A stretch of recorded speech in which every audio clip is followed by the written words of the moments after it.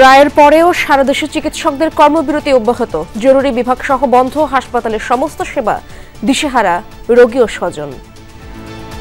আমরা খুব কষ্ট করে অনেক দূর থেকে এসেছি, আর হাসপাতাল তারা কোনো নির্দেশনাও দেয় না, কি বন্ধ না খোলা। এভাবে যে আমরা অনেক দূর থেকে এসে ফিরে যাচ্ছি, এটা অনেক কষ্টদায়ক। এমবিবিএস বিডিএস ছাড়া অন্য সনদধারীরা ডাক্তার পদবি ব্যবহার করতে পারবেন না, রায় হাইকোর্টের। বাকি 4 দফা দাবিতে সচিবালয় অভিমুখে পদযাত্রা। এমবিবিএস এবং বিডিএস ডাক্তার ছাড়া কেউ ডাক্তার উপাধি ব্যবহার করতে পারবে না, এই 1 নম্বর দাবি এটা। এরকম আরও আমাদের বিসিএস এর বয়স 34 করতে হবে। যদি চিকিৎসা সুরক্ষা আইন থাকে তাহলে অবশ্যই যে চিকিৎসক একটা ইনজেকশন ওষুধ রোগীকে দিয়েছে, প্রেসক্রাইব করেছে, সেটা তদন্ত হোক। বাসায় আশ্রয় দেয়া তরুণ দম্পতির হাতেই খুন হয়েছেন উপাধ্যক্ষ সাইফুর রহমান, বলছে পুলিশ। প্রাথমিক জিজ্ঞাসাবাদে হত্যাকাণ্ডের স্বীকারোক্তি। নাজেম বা রূপার বক্তব্য মতে যে তার শরীরের উপরেই হচ্ছে আপনার সাইফুর রহমান ভূঁইয়া, তখন তাকে কোপানো শুরু করে। মহাখালীর 7তলা বস্তিতে ভোর রাতের আগুনে নিঃস্ব 2 শতাধিক পরিবার। খাদ্যসহ তাৎক্ষণিক সহায়তা দিচ্ছে প্রশাসন। কাপড় চোপড় গেছে, টাকা গেছে, ফ্রিজ গেছে, টিভি গেছে, স্বর্ণ গেছে। আমরা যে আগুন দেখে আমরা বাচ্চারা দৌড়ে গেছি, সব বাচ্চারা ল্যাংড়া ছিলাম, আমরা দৌড়ে অন্যদিক গেছি।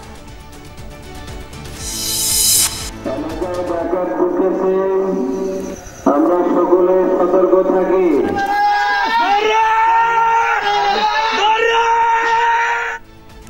রাত নামলেই লক্ষ্মীপুরে ডাকাত আতঙ্ক। এলাকাবাসীর পাহারাতেও থামছে না লুটপাট। প্রকৃত ঘটনার চেয়ে গুজবই বেশি, দাবি পুলিশের। পাকিস্তানের বেলুচিস্তানে ছিনতাই হওয়া ট্রেনে নিরাপত্তা বাহিনীর রুদ্ধশ্বাস অভিযান। 155 জিম্মি উদ্ধার, 27 বিচ্ছিন্নতাবাদী নিহত।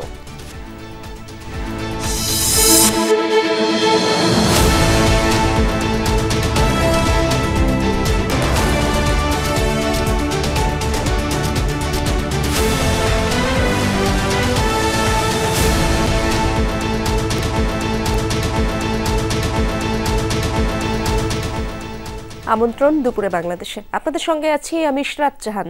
এতক্ষণ শিরোনাম দেখছিলেন।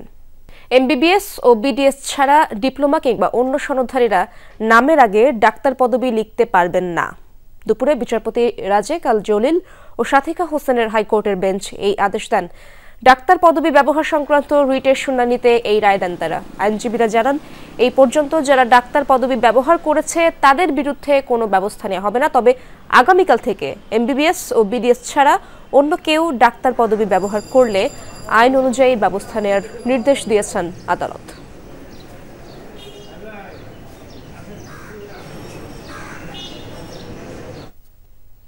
চিকিৎসকদের প্রধান দাবির বিষয়ে হাইকোর্ট রায় দিলেও সুরক্ষা আইন সহ 4 দফা দাবি আদায়ে সচিবালয় অভিমুখে শান্তিপূর্ণ গণপদযাত্রা শুরু করেছেন চিকিৎসকরা।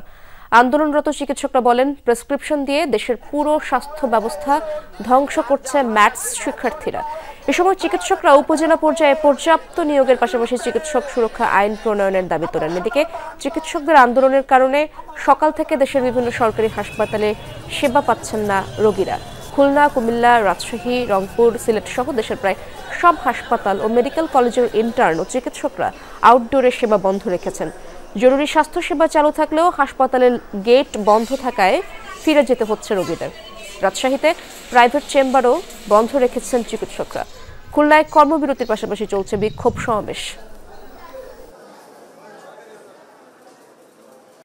গাড়ি ভাড়া খরচ করে আছে, এখন এখানে স্বাস্থ্য সেবার জন্য ডাক্তার বসে না, টিকিটও দেয় না। তারা গেট বন্ধ করে রেখেছে, অনেক রুগী অনেক কষ্ট পাইতেছে। 6টার সময় আসছি, কিন্তু এসে দেখছি যে ধর্মঘট। আসলে এভাবে যে আমরা অনেক দূর থেকে এসে ফিরে যাচ্ছি, এটা অনেক কষ্টদায়ক। অনেক রুগী আসছে এখানে, আসার পরে তারা তো টিকিট না কেটে হতাশাগ্রস্ত হয়ে চলে যাচ্ছে। দর্শক, মেডিকেল শিক্ষার্থী ও ইন্টার্ন চিকিৎসকদের কর্মবিরতির বিষয়ে আরো খবর জানবো আমার সহকর্মীদের কাছ থেকে। শুরুতে যেতে চাই, শহীদ মিনারে রয়েছেন আমার সহকর্মী ভাস্কর ভাদুরী। ভাস্কর, আপনি তো সেখানে রয়েছেন, সেখানকার খবর জানাবেন। আন্দোলনরত চিকিৎসকরা কি কি দাবি তুলেছেন সে ব্যাপারেও জানতে চাই আমরা। ঈশাত, আজকের এই যে কর্মসূচি তা কিন্তু শুধুমাত্র মেডিকেলের ইন্টার্নের চিকিৎসক যারা রয়েছেন তারা কিন্তু না, তার সাথে অন্যান্য বিভিন্ন পদের যে সকল চিকিৎসকরা রয়েছেন আজকের এই আন্দোলনে তারা যোগ দিয়েছেন। মেডিকেল বিশ্ববিদ্যালয়, মেডিকেল কলেজের শিক্ষার্থী যারা রয়েছেন তারাও কিন্তু শহীদ মিনারের যে কেন্দ্রীয়ভাবে যে অনুষ্ঠানে ঘোষণা দেওয়া হয়েছিল সেই অনুষ্ঠানে তারা যোগ দিয়েছেন।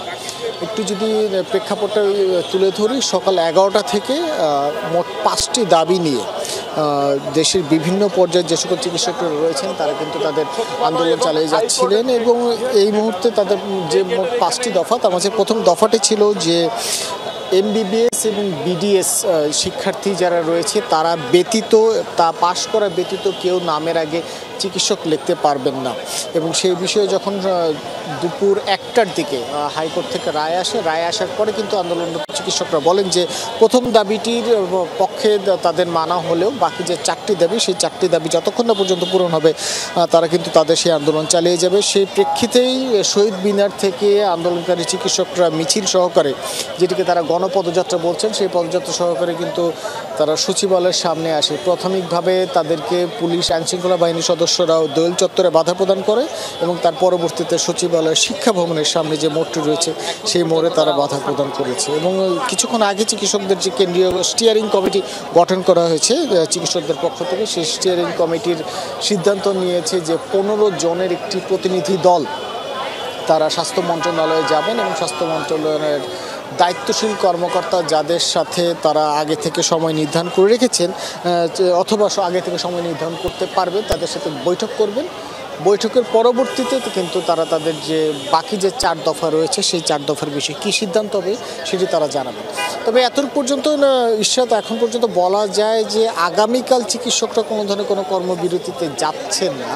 এখন হয়তোবা তারা আজকের যে বৈঠক, সেই বৈঠক শেষ করে তারা নতুন কোনো আলটিমেটাম দেবেন এবং সেই প্রেক্ষিতে পরবর্তী যে আন্দোলন কর্মসূচি, সেই আন্দোলন কর্মসূচি তারা ঘোষণা করতে পারে। ধন্যবাদ আপনাকে ভাস্কর। আমরা আরো খবর জানবো। চিকিৎসকদের কর্মবিরতির কারণে বিভিন্ন ভোগান্তির তো সৃষ্টি হয়েছে, সেই খবরগুলো জানবো সহকর্মীদের কাছ থেকে। প্রথমে যেতে চাই রংপুরে আছেন সরকার মাজহারুল মান্নান, আমার সাথে আপনি যুক্ত আছেন। মাজহার, হাসপাতালের সার্বিক পরিস্থিতি আপনি কেমন দেখছেন? ভোগান্তির চিত্র তো চোখে পড়ছে, আপনার রোগী ও স্বজনরা কি বলছেন?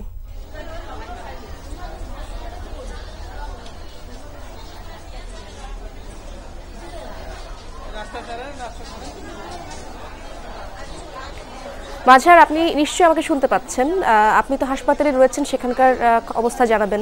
রংপুর মেডিকেল কলেজ হাসপাতালের যে মেডিসিন ওয়ার্ড আছে সেই মেডিসিন ওয়ার্ডের চিত্রটি আপনাদেরকে যদি একটুখানি দেখাতে পারি, যে ইন্টার্নি চিকিৎসক, তাদের সাথে চিকিৎসক এবং যে শিক্ষার্থী যারা আছেন তাদের যে আন্দোলনটি চলছে সেই অর্থাৎ MBBS এবং BBS ছাড়া আর কোনো কাউকেই ডাক্তার লেখা যাবে না তাদের নামের আগে। এই যে আন্দোলনটি চলছে এরই মধ্যে কিন্তু হাইকোর্ট একটি রায় দিয়েছে। সেই রায় দিলেও আমরা কিছুক্ষণ আগে আন্দোলনকারীদের একটা ব্রিফিং হয়েছে এই মেডিকেল কলেজ হাসপাতালটির ঠিক ফটকের সামনে। সেখান থেকে যারা বলেছেন যে বাকি যে 4টি যে দাবি আছে সেই 4টি দাবি পূরণ হওয়া অবধি পর্যন্ত তাদের এই আন্দোলনটি তারা চালাবেন এবং কেন্দ্রের সাথে সমন্বয় করে তারা এই আন্দোলনটি আর পরবর্তীতে কি গতি আসে সেটি কিন্তু বলবেন বলে তারা জানিয়েছেন। এবং আমরা রংপুর মেডিকেল কলেজ হাসপাতালের পরিচালক ব্রিগেডিয়ার জেনারেল জনাব আশিকুর রহমানের সাথে কথা বলেছি। তিনি যেটি বলেছেন যে আউটডোরের কার্যক্রমটি সবই বন্ধ আছে এবং ইনডোরের যে আমরা এখন ইনডোরে আছি মেডিসিন ওয়ার্ড,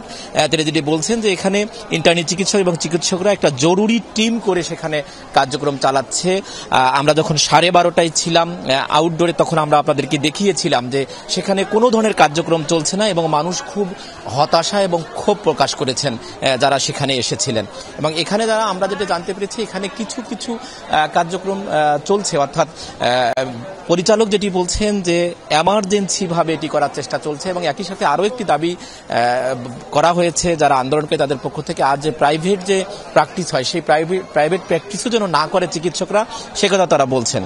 এবং রংপুর মেডিকেল কলেজ হাসপাতালে আপনি জানেন যে মাত্র এখানে 1000 বেডের একটা হাসপাতাল, কিন্তু সেখানে 2500-এরও বেশি রোগী কিন্তু থাকে এবং সে কারণে এখানকার ভোগান্তিটা আরও বেশি হয়। যদি চিকিৎসা সেবায় সামান্য বিঘ্নিত হয় তাহলে পুরো সিস্টেমটার মধ্যে একটি বড় ধরনের আঘাত আসে এবং তারা খুবই ভোগান্তির মধ্যে পড়েন এবং রোগীরা আউটডোর এবং ইনডোরে কিন্তু ভোগান্তির মধ্যে আছেন।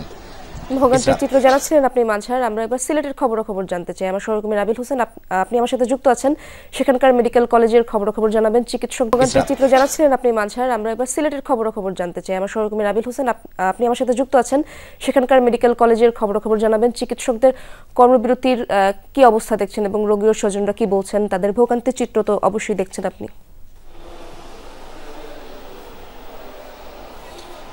ভোগান্তির যে চিত্র সেটি হাসপাতালের সর্বত্রই।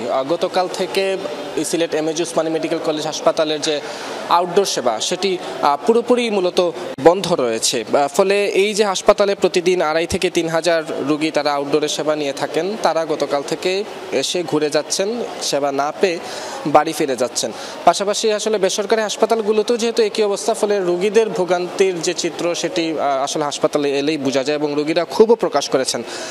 আর চিকিৎসকদের সাথে কথা বলেছি, আন্দোলনরত যারা আছেন তারা বলছেন তাদের প্রধান যে দাবি, অর্থাৎ এমবিবিএস বিডিএস ছাড়া কেউ ডাক্তার উপাধি ব্যবহার করতে পারবেন না, সেই দাবি আদালতের রায়ে তাদের পূরণ হলেও চিকিৎসক নিয়োগ, চিকিৎসক সুরক্ষা আইন সহ আরও যে 4 দফা দাবি রয়েছে, সেই 4 দফা দাবি নিয়ে কোনো সমঝোতা কিংবা কোনো আশ্বাস না পাওয়া পর্যন্ত তারা তাদের এই কর্মবিরতি, তাদের যে আন্দোলন সেটি চলমান থাকবে। এবং এই আন্দোলনের ফলে আমরা দেখেছি যে আইসিইউ, সিসিইউ, জরুরি বিভাগ, প্রসূতি বিভাগ এরকম জরুরি কিছু সেবা ছাড়া মূলত বেশিরভাগ সেবাই এই হাসপাতালে বন্ধ রয়েছে। ফলে এই হাসপাতালের আউটডোরে যারা সেবা নিতে এসেছেন তাদের যেমন ভোগান্তি, পাশাপাশি যারা ভর্তি রোগীরাও আছেন তাদেরও ভোগান্তি কিন্তু চরমে উঠেছে। এবং সাধারণ মানুষ এবং রোগীর ভর্তি বা স্বজনরা যেটি জানাচ্ছেন তারা বলছেন যে চিকিৎসকদের আসলে এই জায়গায় আরও বেশি সহনশীল হওয়া উচিত ছিল, আন্দোলনের পাশাপাশি চিকিৎসা সেবা চালিয়ে যাওয়ার দাবিটুকু তারা করছেন। যদিও চিকিৎসকরা বলছেন যে তারা যেহেতু তাদের প্রধান দাবি ইতিমধ্যে পূরণ হয়েছে, তারা আশা প্রকাশ করেছেন তাদের যে অন্যান্য 4 দফা দাবি সেটিও আসলে সরকার মেনে নিবে, স্বাস্থ্য মন্ত্রণালয় মেনে নিবে, এতে করে তারা আবারও রোগীর সেবা দিতে চান। তারাও যেটি বলছেন যে তাদের এই যে আন্দোলন, তাদের এই যে দাবিগুলো সেগুলো শুধুমাত্র চিকিৎসকদের সুরক্ষা কিংবা চিকিৎসকদের জন্য নয়, তাদের এই দাবিটি রোগীদের জন্য, রোগীদের যাতে তারা আরও ভালো চিকিৎসা দিতে পারেন, রোগীরা যাতে কোনো ধরনের আসলে ভুয়া ডাক্তারের কবলে না পড়েন, সেজন্যই মূলত এই দাবিগুলো তারা জানিয়ে আসছিলেন। তারা বিক্ষোভ করেছেন, তারা কর্মবিরতি করেছেন, তারা শাটডাউন কর্মসূচি পালন করেছেন। এই কথাগুলোই আসলে আন্দোলনরত চিকিৎসকরা আমাদেরকে জানিয়েছেন। ধন্যবাদ আপনাকে নাবিল। রাজধানীর ভাটারা থানার একটি হত্যা মামলায় সাবেক প্রধানমন্ত্রী শেখ হাসিনার উপদেষ্টা সালমান এফ রহমান এবং সাবেক মেয়র আতিকুল ইসলামকে নতুন করে গ্রেপ্তার দেখানো হয়েছে। সকালে তাদের আদালতে হাজির করা হয়। এদিকে ধানমন্ডি থানার হত্যা মামলায় সাবেক স্বরাষ্ট্রমন্ত্রী আসাদুজ্জামান খানের ছেলে জ্যোতিকে 3 দিনের রিমান্ড দিয়েছেন আদালত। একই মামলায় সাবেক সিনিয়র সচিব মহিবুল হককে গ্রেপ্তার দেখানো হয়েছে। ধানমন্ডি থানার রিয়াজ হত্যা মামলায় সাবেক আইসিটি মন্ত্রী জুনায়েদ আহমেদ ফলককে পাঠানো হয়েছে 3 দিনের রিমান্ডে। একই মামলায় নিষিদ্ধ সংগঠন ছাত্রলীগের কেন্দ্রীয় সাংগঠনিক সম্পাদক সিয়াম রহমান ও আনোয়ার হোসেন নাইমকে 4 দিনের রিমান্ড দেওয়া হয়েছে। লালবাগ থানার হত্যা মামলায় সাবেক এমপি সোলেমান সেলিমকে 3 দিনের রিমান্ড দিয়েছেন আদালত। মেট্রোপলিটন ম্যাজিস্ট্রেট আওলাদ হোসাইন মোহাম্মদ জুনায়েদের আদালত শুনানি শেষে এই আদেশ দেন। অবৈধ এমপি সোলেমান সেলিম সহ বিভিন্ন থানায় আওয়ামী লীগের, ছাত্রলীগ, যুবলীগ এবং বিভিন্ন সংগঠনের নেতাকর্মীদেরকে বিজ্ঞ আদালতে বিভিন্ন মামলায় উপস্থাপিত করা হয়।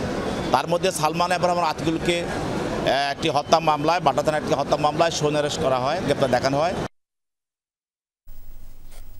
2013 সালে শাপলা চত্বরে হেফাজত ইসলাম নেতাকর্মীদের হত্যা মামলায় শেখ হাসিনার সাবেক স্বরাষ্ট্রমন্ত্রী মহিউদ্দিন খান আলমগীর, গণজাগরণ মঞ্চের মুখপাত্র ইমরান এইচ সরকার সহ 9 জনের বিরুদ্ধে গ্রেপ্তারি পরোয়ানা জারি করেছে আন্তর্জাতিক অপরাধ ট্রাইব্যুনাল। দর্শক, এ বিষয়ে আরো খবরাখবর জানবো। আমার সহকর্মী মনিরুল ইসলাম রয়েছেন আদালত প্রাঙ্গণে। মনির, হেফাজত ইসলাম নেতাকর্মীদের হত্যা মামলার বিস্তারিত তথ্য কি রয়েছে আপনার কাছে? জি, আসলে 5 আগস্টের এই যে পট পরিবর্তনের পর আন্তর্জাতিক অপরাধ ট্রাইব্যুনালেও যে আওয়ামী লীগের বিচার হচ্ছে বা পলাতক বা তৎকালীন সরকার আওয়ামী লীগের বিচার হচ্ছে, সবশেষ আসলে জুলাই আগস্ট এর হত্যা মামলাগুলো ছাড়াও বিভিন্ন সময় গুম হওয়া, খুন হওয়া এবং আরও একটি অভিযোগ যেখানে অপরাধ ট্রাইব্যুনালে দায়ের হয়েছিল সেটা হচ্ছে হেফাজত ইসলামের নেতাকর্মীরা একটা অভিযোগ দায়ের করেছিলেন যে 2005 সালের মে মাসে 5 এবং 6 তারিখ যে মতিঝিল শাপলা চত্বর এবং তার আশপাশের বিভিন্ন এলাকায় যে আইন শৃঙ্খলা রক্ষাকারী বাহিনী এবং আওয়ামী লীগের নেতাকর্মীরা কর্তৃক হেফাজত নেতাকর্মীদেরকে হত্যা করেছিলেন। তো সেই অভিযোগের পরে আজকে সেটা শুনানি হলো এবং অভিযোগটা আমলে নিয়ে সেটা মামলা হলো এবং সেই শুনানিতে আন্তর্জাতিক অপরাধ ট্রাইব্যুনালের বিচারকরা দুপুর 1টার সময় 3 বিচারক তারা বসেছিলেন এবং এই ব্যাপারে শুনানি হয়েছেন এবং প্রসিকিউশন তদন্ত সংস্থার পক্ষ থেকে আদালত বা ট্রাইব্যুনাল কথা শুনেছেন।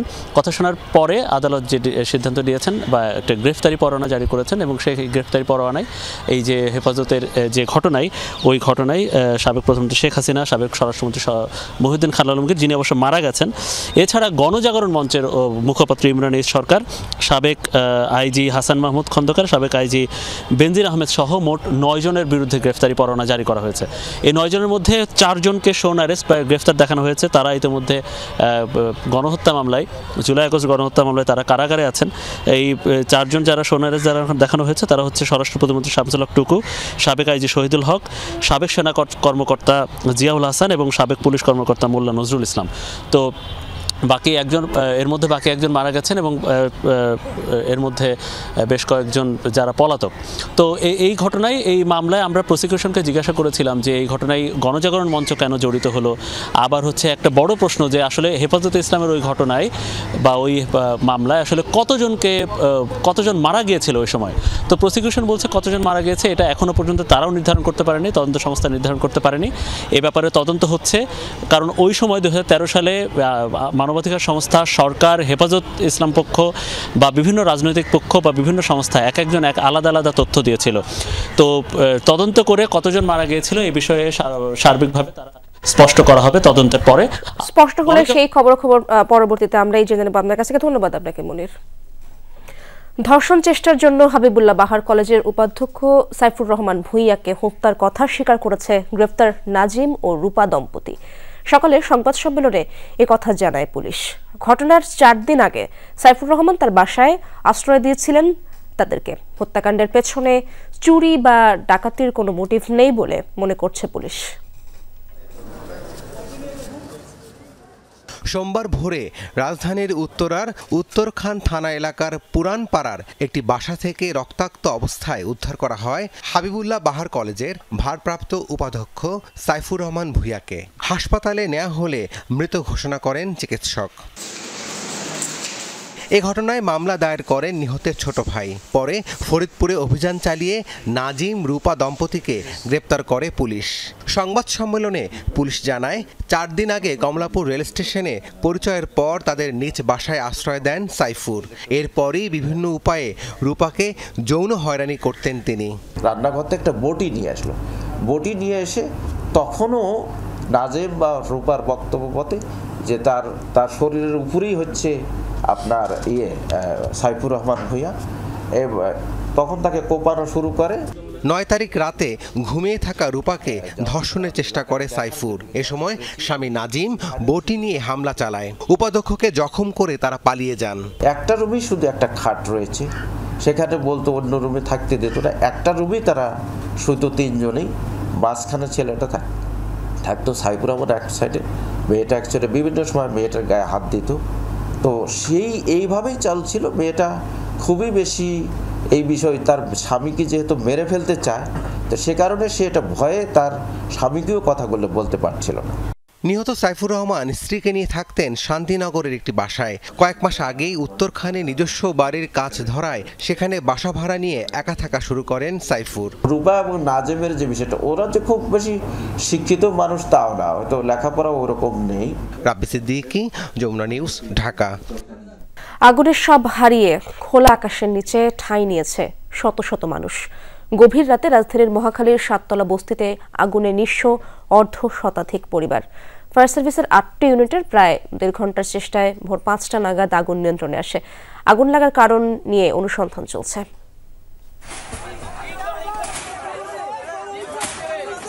সিয়াম সাধনার মাসে ঠিক সেহরির পূর্ব মুহূর্তে নগরবাসী যখন সেহরির প্রস্তুতিতে ব্যতিব্যস্ত, ঠিক সেই সময়ে অগ্নিকাণ্ডে পুড়ে ছাই মহাখালীর 7তলা বস্তির প্রায় অর্ধশতাধিক ঘর। সহায় সম্বল হারিয়ে বাকরুদ্ধ 7তলা বস্তির বাসিন্দারা। প্রত্যক্ষদর্শীদের অনেকেই জানান ট্রান্সমিটার বিস্ফোরণ থেকেই আগুনের সূত্রপাত। ট্রান্সমিটারের নিচেই দাহ্য পদার্থ থাকায় দ্রুতই আগুন ছড়িয়ে পড়ে আশপাশের ঘরে। বাঙালি দোকান ওখান থেকে আগুনটা ধরে যায়, আমি প্লাস্টিক আগুন লাগলে ধাউ ধাউ করে জ্বলে ওঠে, এই ইন্দে শুরু হয়। পরে এখান থেকে অনেকে পানি নিয়ে আনতে এই জায়গাগুলো ভাঙতেছে, মানুষ ভাঙতেছে, আগুনের দিকে না আসে, ঘর বাড়ি ভাঙতেছে আর পানি মারতেছে। হঠাৎ করে আগুন লাগায় বস্তিবাসী ঘর থেকে বের করতে পারেননি তেমন কোনো মালামাল। শূন্য হাতে জীবন নিয়ে কোনো রকম নিরাপদে আশ্রয় নেন তারা।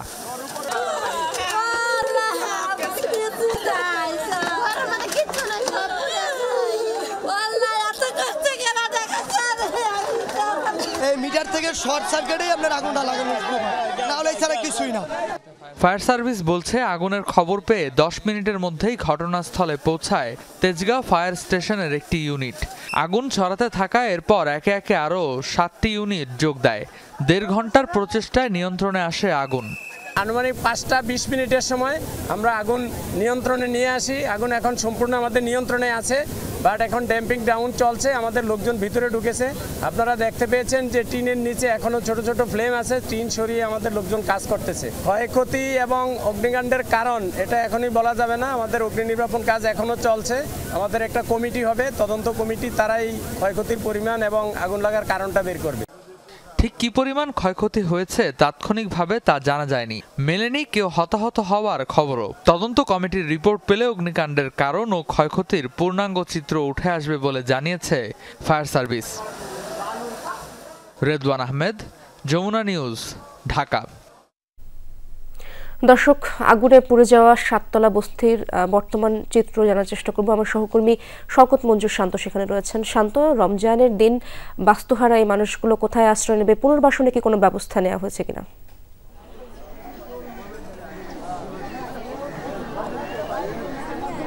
ইরশাদ, এখন পর্যন্ত যে চিত্র আমরা দেখেছি যে এখানে প্রায় 2 থেকে 250 ঘর পুড়ে যাওয়ার দাবি করেছেন এখানকার স্থানীয় যারা বস্তিতে থাকতেন, এবং এই মুহূর্তে তারা কিন্তু নিজ নিজ যে ঘরগুলো যেখানে অবস্থিত ছিল সেই জায়গাতে অবস্থান করছেন, এবং যুবক যারা রয়েছেন তারা যে মাঠ রয়েছে সেই মাঠ থেকে সরকারি এবং বেসরকারি বিভিন্ন জায়গা থেকে বেশ কিছু ত্রাণ আসতে শুরু করেছে, সেগুলো তারা সংগ্রহ করছেন এবং যে যার ঘরের হিসাবে সেই ত্রাণগুলো পৌঁছে দেওয়ার চেষ্টা করছেন। এবং যেইটুকু আমি কথা বলেছি তাদের সাথে, তারা এখানে অবস্থান করছেন এবং আসলেই তারা ইফতার কি করবেন বা আগামী দিনের রোজার সেহরি কি করবেন সেটার চেয়ে বড় চিন্তা হয়ে গিয়েছে মাথা গোঁজার ঠাই। এবং এখানে আসলে যে চিত্র আমরা দেখছি যে আসলে খোলা আকাশের নিচে থাকা অথবা একটি চাদর দিয়ে সেখানে থাকার ব্যবস্থা অনেকেই করছেন।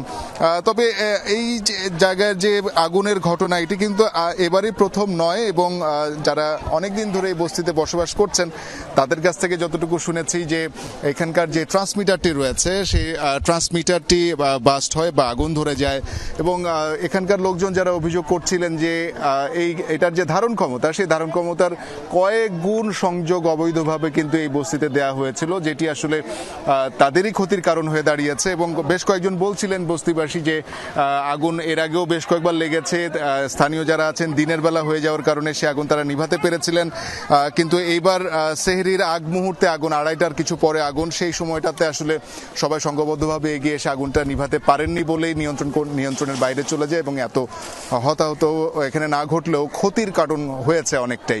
এবং তারা আসলে চাচ্ছেন যাতে সরকারি বেসরকারিভাবে তাদেরকে বিভিন্নভাবে সহায়তা করা হয় যাতে তারা আবারও নতুনভাবে পুনর্বাসিত হতে পারেন। ধন্যবাদ আপনাকে শান্ত। নতুন দল এনসিপি গোলমাল শুরু করে জাতীয় নির্বাচনকে বিলম্বিত করার চেষ্টা করছে, এমন অভিযোগ তুললেন বিএনপি চেয়ারপারসনের উপদেষ্টা জয়নুল আবদিন ফারুক। সকালে দেশব্যাপী নারীর প্রতি সহিংসতা, ধর্ষণ, নিপীড়নের প্রতিবাদে প্রেস ক্লাবের সামনে নাগরিক অবস্থান কর্মসূচিতে যোগ দেন তিনি। বলেন, গণপরিষদ নয় বরং নিরপেক্ষ জাতীয় নির্বাচনই দেশের মানুষের আশা আকাঙ্ক্ষা। বলেন, বিগত সরকারের তুলনায় এবার রমজানে কিছুটা হলেও স্বস্তি পাচ্ছেন জনগণ। কারো কথায় নয়, নিজ বিবেক বিবেচনায় জাতীয় নির্বাচনের রোডম্যাপ ঘোষণা করতে প্রধান উপদেষ্টার প্রতি আহ্বান জানান তিনি। এই সরকারের কাছে স্পষ্টভাবে বলে দিয়েছে সংস্কার অবশ্যই করবেন।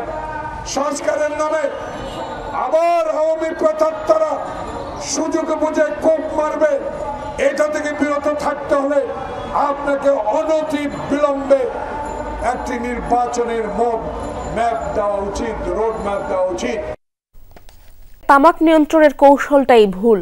প্রতি বছর বাজেট এলে তামাক পণ্যের উপর কর আরোপে চাপ তৈরি হয়, কিন্তু কর বাড়িয়েও ব্যবহার কমে না বলে মনে করেন প্রধান উপদেষ্টার প্রেস সচিব মোহাম্মদ শফিকুল আলম। সকালে রাজধানীর পল্টনে ইকোনমিক রিপোর্টার্স ফোরাম আয়োজিত এক কর্মশালায় তামাক নিয়ন্ত্রণের কৌশল বদলানোর তাগিদ দেন তিনি।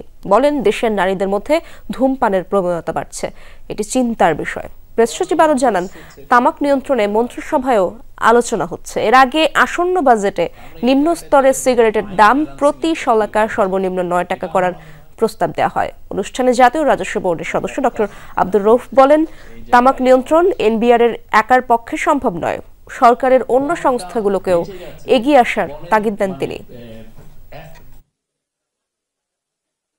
আমরা এমন কিছু আবিষ্কার করব দেশের থেকে টোবাকো স্মোকিং চিরতরে চলে যাবে। আমার আর এনবিআর এর দুয়ারে দুয়ারে যে নকিং করতে হবে না যে এবার ট্যাক্স বাড়াবো, মানুষ টোবাকোই খাবে না। সাবেক প্রধানমন্ত্রী শেখ হাসিনার বেসরকারি শিল্প ও বিনিয়োগ বিষয়ক উপদেষ্টা সালমান এফ রহমানের বেক্সিমকো গ্রুপের 169 প্রতিষ্ঠানে তত্ত্বাবধায়ক নিয়োগের আদেশ বাতিল করেছেন হাইকোর্ট। এখন নিজস্ব তত্ত্বাবধানে কার্যক্রম চালাতে পারবে প্রতিষ্ঠানটি। বিচারপতি ফারা মাহবুব ও বিচারপতি দেবাশিস রায়ের হাইকোর্ট বেঞ্চ এই রায় দেন। তবে গ্রুপটির কার্যক্রম পর্যবেক্ষণে রাখতে বলা হয়েছে নিয়ন্ত্রণকারী প্রতিষ্ঠানগুলোকে। এর আগে এক রিট আবেদনের প্রেক্ষিতে বেক্সিমকো গ্রুপের বেক্সিমকো ফার্মাসিউটিক্যালস ছাড়া বাকি সব প্রতিষ্ঠানে তত্ত্বাবধায়ক নিয়োগের আদেশ দেন উচ্চ আদালত। এরপর তত্ত্বাবধায়ক নিয়োগ করে বাংলাদেশ ব্যাংক।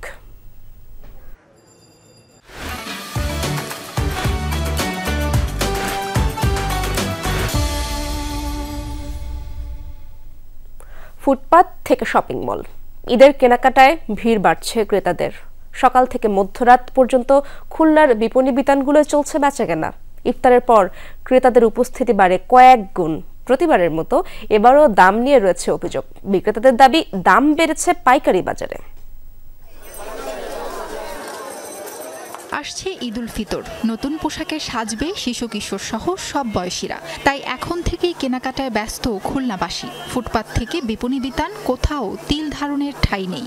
সাধ্যের মধ্যে পছন্দের পোশাক কেনার চেষ্টা সবার। নারী ও শিশুদের জন্য রয়েছে নতুন নতুন কালেকশন। পছন্দসই রং ও নকশার পোশাক বেছে নিতে ব্যস্ত নারীরা। সাথে লাগবে প্রসাধনী, ম্যাচিং জুতা আর গহনা। তবে আবদারে এগিয়ে শিশুরা। আমি জামা কিনেছি, স্যান্ডেল কিনেছি, মেকআপ কিনেছি, গেঞ্জি কিনেছি, প্যান্ট কিনেছি, শার্ট কিনবো পরে আর পাঞ্জাবি কিনবো পরে। কালারে মিললে ডিজাইন মিলতেছে না বা পছন্দ হচ্ছে না, এই একটা সমস্যা। জামা বানাতে দিলে টেইলার্সরা আগে দিবে না, তো ঈদের আগে তো দিতে পারবে না, এই জন্য আগে থেকে কেনা। শাড়ি তো অবশ্যই কিনতে হবে, শাড়ি না হলে তো কোনো অকেশন চলে না। ঈদুল ফিতরে পুরুষদের প্রথম পছন্দ পাঞ্জাবি। দেশীয় বিভিন্ন ব্র্যান্ডের দোকানে ঢু মারছেন তারা। কিশোর যুবকদের পছন্দ হাল ফ্যাশনের শার্ট প্যান্ট। তবে বাড়তি দাম নেওয়ার অভিযোগ ক্রেতাদের। নিজের জন্য একটা পাঞ্জাবি নিছি, মা বাবার জন্য এখনো শপিং করতে পারিনি। প্রতিটা শার্টে 200 টাকার মতন বেশি করে ফেলছে। প্রতিটা শার্ট, প্রতিটা কাপড়ের দাম একটু বেশি গতবারের থেকে। সামনে হচ্ছে গরম, সে কারণে হচ্ছে সুতির কাপড়গুলোই হচ্ছে প্রেফার করি।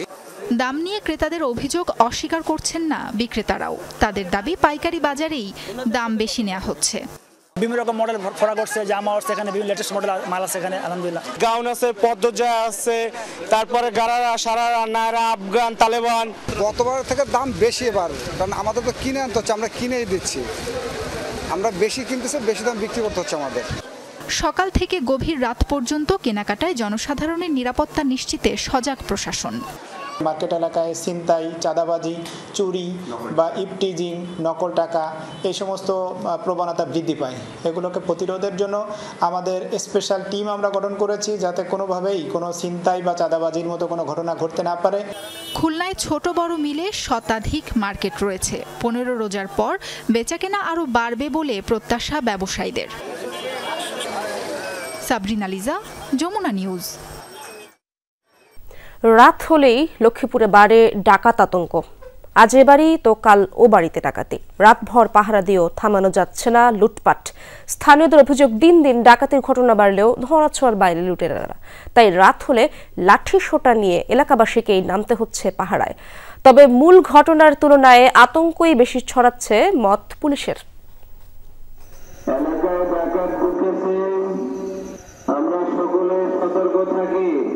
লক্ষ্মীপুর সদরের মান্দারি গ্রাম। রাত নামলে এভাবেই মসজিদের মাইক থেকে আসে ডাকাত আসার ঘোষণা। নিমিষে ঘুমহারাম মানুষের, যে যার মতো লাঠিসোঁটা নিয়ে নামেন পাহারায়।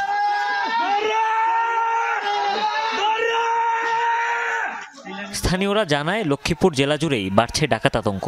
তবে মান্দারি, তেওয়ারীগঞ্জ, লাহোরকান্দি, দত্তপাড়া সহ সদরের বিভিন্ন স্থানে লুটপাটের ঘটনা বেশি ঘটছে। কখনো বাড়ির তালা ভেঙে তো কখনো গ্রিল কেটে চালানো হয় লুটপাট।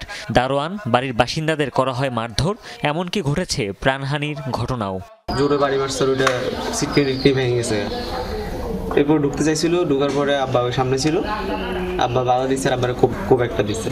ঘরে ঢুকবে এমন টাইমে আশেপাশের লোকজন জানিয়ে তারা লাইট লই লাড়ি চোটালে বাইর হয়ে ওরা ভয়ে তখন চলে গেছে। সাইডে রক্ত সব ভাসি গেছে, ব্যাগে সাইডে মিলে চতুর্দিকে সাইডে ওরা সাইড চলে গেছে। এলাকাবাসীর টহলের মাঝেও থেমে নেই এই লুটেরাদের হানা। ফলাফল নির্ঘুম রাত কাটাচ্ছেন অনেকেই।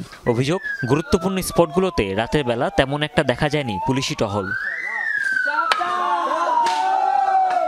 প্রতিনিয়ত কিন্তু আমাদের গ্রামের এই জনপদগুলোতে চুরি এবং ডাকাতির উত্তাপটা খুবই বেড়ে গেছে, যেটার কারণে আমাদের মা বোনরা এবং আমরা ঠিক মতন ঘুমাতে পারি না। ডাকাতের আতঙ্ক, রাত্রিবেলা এলাকার মানুষ ঘুমাতে পারতেছে না। এই ব্যাপারে প্রশাসনের কোনো হস্তক্ষেপ দেখতেছি না। জনমনে এখন আতঙ্ক বিরাজ করছে, কখন জানি আমার ঘর ডাকাতি হয়। ডাকাতি ঠেকাতে কার্যকর পদক্ষেপ নেওয়ার কথা যাদের, কি করছে সেই আইন শৃঙ্খলা বাহিনী? আমরা অনুসন্ধানে দেখেছি যে এর তেমন কোনো ভিত্তি নেই, কিন্তু একটি আতঙ্ক আসলে বিরাজ করছে। আমরা আমাদের টহল কার্যক্রম বাড়িয়ে দিয়েছি। রমজানের দিন আমাদের পুলিশ টহল কার্যক্রম অব্যাহত রেখেছে, আমাদের গোয়েন্দা কার্যক্রমও অব্যাহত আছে। গেল 5 মাসে শতাধিক ডাকাতির ঘটনা ঘটলেও ডাকাতদের ভয়ে মামলা করেননি ভুক্তভোগীরা। লুটপাটের ঘটনায় ধরাও পড়েনি কেউ। হুমায়ুন রশিদ, যমুনা নিউজ। এখনো পাকিস্তানের বেলুচিস্তানে ছিনতাই হওয়া ট্রেনের যাত্রীদের জিম্মি দশার অবসান হয়নি। চলছে নিরাপত্তা বাহিনীর রুদ্ধশ্বাস অভিযান। উদ্ধার করা হয়েছে 155 জিম্মিকে। থেমে থেমে চলছে সংঘাত। নিহত কমপক্ষে 27 বিচ্ছিন্নতাবাদী। সন্ত্রাসী হামলায় সেনাসহ 30 জনের প্রাণহানির খবর মিলেছে। নিরাপত্তা বাহিনী বিমান নিয়ে অভিযান চালালে সব জিম্মিকে মেরে ফেলার হুঁশিয়ারি দিয়েছে বালুচ লিবারেশন আর্মি। ধারণা করা হচ্ছে আফগানিস্তান থেকে পরিচালিত হচ্ছে এই মিশন। স্টেশনের বাইরে দাঁড়িয়ে চলছে ক্ষণগণনা। চরম উৎকণ্ঠা নিয়ে অপেক্ষা করছেন বিচ্ছিন্নতাবাদীদের হাতে জিম্মিদের পরিবারের সদস্যরা। মঙ্গলবার বেলুচিস্তানের পাহাড়ি এলাকা বোলান পাসের কাছে কোয়েটা থেকে ছেড়ে আসা একটি ট্রেনে হামলা করে বিচ্ছিন্নতাবাদী গোষ্ঠী Baloch liberation army. Rail line উড়িয়ে দিয়ে পাহাড়ের নিচে একটি টানেলের কাছে থামাতে বাধ্য করে যাত্রীবাহী ট্রেনটিকে। 9টি বগি দখলে নিয়ে জিম্মি করা হয় প্রায় 500 যাত্রীকে। এ ঘটনা জানাজানির পরই ঘটনাস্থলে পাঠানো হয় সেনাসহ নিরাপত্তা বাহিনীর বেশ কয়েকটি টিম। ঘণ্টার পর ঘণ্টা অভিযান, দুপক্ষের গোলাগুলিতে ঘটেছে হতাহতের ঘটনা। একে একে উদ্ধার করা হয় অনেককে। নিজ মুখে ভয়ঙ্কর অভিজ্ঞতার বর্ণনা দিলেন বেঁচে ফেরা এক যাত্রী। সবাই চিৎকার করে কাঁদছিল, ট্রেনের মাটিতে শুয়ে নিজেদের প্রাণ বাঁচানোর চেষ্টা করছিল। চারদিকে শুধুই গোলাগুলির শব্দ শুনতে পাচ্ছিলাম। কিছুক্ষণ পর কয়েকজন এসে আমাদের নামতে বলে, পেছনে না তাকিয়ে সোজা চলে যেতে বলে। তাদের আদেশ না মেনে উপায় ছিল না। পুরো এলাকাটি ঘিরে রেখেছে নিরাপত্তা বাহিনীর সদস্যরা। রাজ্য জুড়ে অব্যাহত জরুরি অবস্থা। জিম্মিদের উদ্ধারে পাঠানো হয়েছে রিলিফ ট্রেন। তবে এখনও জিম্মি দশা কাটেনি বেশিরভাগের। আমার বাবার হার্টে 2টি রিং পরানো, তাকে প্রতি মুহূর্তে ওষুধ কিনে দিতে হয়। জানি না তিনি কি অবস্থায় আছেন, কোনো তথ্যও পাচ্ছি না। সরকারকে অনুরোধ জানাচ্ছি যত দ্রুত সম্ভব একটা সমাধান বের করুন। 48 ঘন্টার আলটিমেটাম দিয়েছে বিচ্ছিন্নতাবাদীরা। তাদের দাবি বালুচ রাজবন্দীদের নিঃশর্ত মুক্তি, সেই সাথে ফিরিয়ে দিতে হবে গুম হওয়া স্বাধীনতাকামীদের। দাবি না মেনে বিমান অভিযান শুরু করলে সব জিম্মিকে হত্যার হুমকিও দিয়েছে বিএলএ। বেশ কয়েকটি সূত্রের দাবি অন্য কোনো দেশ থেকে পরিচালিত হচ্ছে বিচ্ছিন্নতাবাদীদের এই মিশন। স্যাটেলাইট ফোনের মাধ্যমে আফগানিস্তানে যোগাযোগ করছে হাইজ্যাকাররা। স্বাধীন রাষ্ট্রের দাবিতে গেল কয়েক দশক ধরেই বেলুচিস্তানে চলছে বিচ্ছিন্নতাবাদীদের তৎপরতা। অনিক রহমান, যমুনা নিউজ। আইসিসির পরোয়ানায় গ্রেফতার হবেন নিশ্চিত জেনেও দেশে ফিরেছেন ফিলিপাইনের সাবেক প্রেসিডেন্ট রদ্রিগো দুর্তেতে। অন্য দেশে আশ্রয় না নিয়ে বিচারের মুখোমুখি হচ্ছেন তিনি। অনেক বিশ্লেষক মনে করছেন সন্তানদের রাজনৈতিক ভবিষ্যতের সাথেই স্বার্থেই বেছে নিয়েছেন এই পথ। বিশেষ করে প্রেসিডেন্ট প্রার্থী মেসারার জন্যই দুতের্তের কারাবরণের সিদ্ধান্ত। 2016 সালে মাদক ও দুর্নীতি দমন ইস্যুকে এজেন্ডা বানিয়ে ফিলিপাইনের ক্ষমতায় এসেছিলেন রদ্রিগো দুতের্তে। প্রেসিডেন্ট হয়ে শুরু করেছিলেন অ্যান্টি নার্কোটিক্স অভিযান।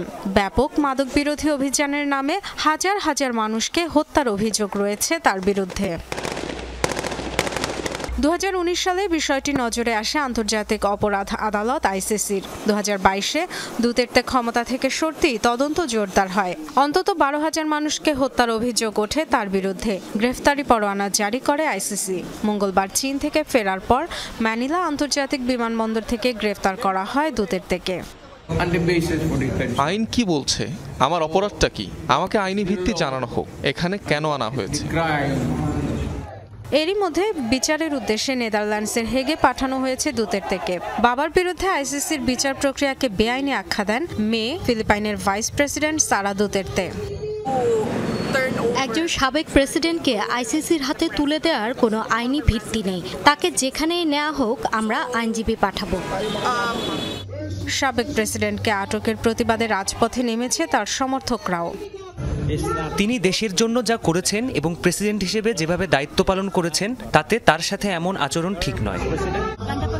সাবেক প্রেসিডেন্টের প্রতি সমর্থন জানাতে এসেছি, কারণ তিনি অন্যায় কিছু করেননি। দেশের মানুষের জন্য অনেক কিছু করেছেন, বিশেষ করে গরিবদের জন্য। দুতের্তে ও তার মেয়ে সারা চীন সফরে থাকা অবস্থাতেই প্রেসিডেন্ট মার্কোস জুনিয়র জানিয়েছিলেন দেশে ফিরলে আটক হতে হবে আইসিসির ওয়ারেন্টে। ফিলিপাইনের আরেক রাজনৈতিক পরিবারের সন্তান মার্কোস হয়তো ভেবেছিলেন গ্রেফতার এড়াতে চীনে আশ্রয় নেবেন দুতের্তে, যেমনটি করেছিলেন তার মার্কিনপন্থী বাবা ফিলিপাইনের কুখ্যাত স্বৈর শাসক ফার্দিনান্দ মার্কোস। ক্ষমতাচ্যুত হয়ে যুক্তরাষ্ট্রে আশ্রয় নিয়েছিলেন তিনি, সেখানেই কাটিয়েছিলেন বাকি জীবন। দুতের্তেও চীনে আশ্রয় নিলে তার বেইজিংপন্থী অবস্থান আরও স্পষ্ট হতো, যা রাজনৈতিক সুবিধা দিত বর্তমান প্রেসিডেন্ট মার্কোসকে। তবে সে পথে হাঁটেননি দুতের্তে। না পালিয়ে কিংবা অন্য দেশের রাজনৈতিক আশ্রয় না নিয়ে আইসিসির পরোয়ানা মাথায় নিয়েই ফিরেছেন দেশে। বিশ্লেষকরা মনে করছেন রাজনীতিতে সক্রিয় দুই সন্তানের ক্যারিয়ার বাঁচাতে জেলে যাওয়ার সিদ্ধান্ত নিয়েছেন তিনি। ডরথি দাস্ট্রিন, যমুনা নিউজ। দর্শক, এই ছিল দুপুরে বাংলাদেশের এখনকার আয়োজনে। এতক্ষণ যারা সঙ্গে ছিলেন সবাইকে ধন্যবাদ।